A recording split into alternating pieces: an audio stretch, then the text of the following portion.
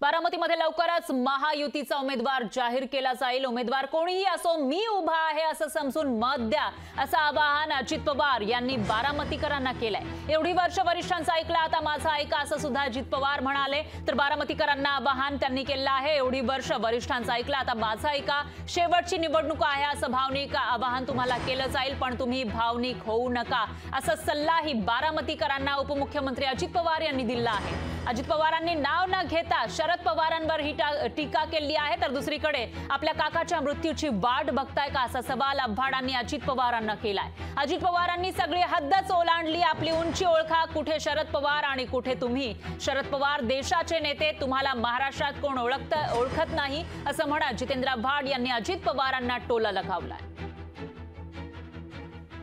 उद्या ज्यावेळेस खासदारकीच्या निवडणुका येईल, मी उमेदवार लवकरच महायुतीचा कोण आहे ते जाहीर करेन, पण मी उमेदवार आहे अजित पवार।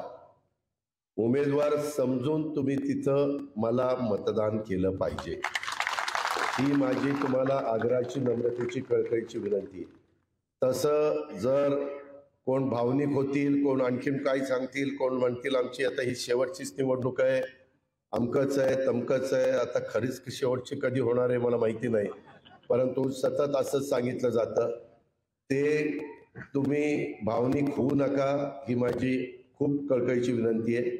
तुम्हाला ह्या कामाचं सातत्य टिकवायचं असेल आणि बारामतीचा नमस्कार उमेदवार जाहीर करा, वहिनी साहेबांना जाहीर करा, यांच्या समोर सगळ्या समोर।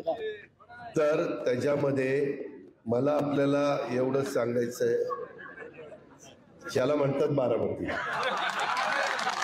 पण मला एवढंच सांगायचंय की या कामाचं स्पीड असंच राहण्याच्या करता तुम्हाला उद्याच्या काळामध्ये मी जी विनंती करतोय ती विनंतीला आपण सहकार्य करावं, अशी माझी तुम्हाला आग्रहाची विनंती आहे। मृत्यू कोणाला टळलेला नाही, सगळ्यांनाच येणार आहे, पण आपल्या बापाच्या मृत्यूची वाट पाहणारी औलाद अजून महाराष्ट्राने बघितलेली नाहीये। मीही माझ्या वडिलांच्या मरण यातना बघितल्या, पण मलाही वाटत होती की माझ्या बापाने अजून जगावं। तुम्ही तर त्यांची तिरडीच तयार करायला बसलेले आहात, आणि हा महाराष्ट्राचा नेता, हा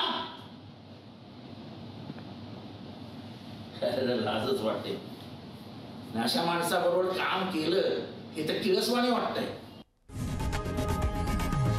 लोकशाही मराठी ऐका, पहा, जागरूक रहा।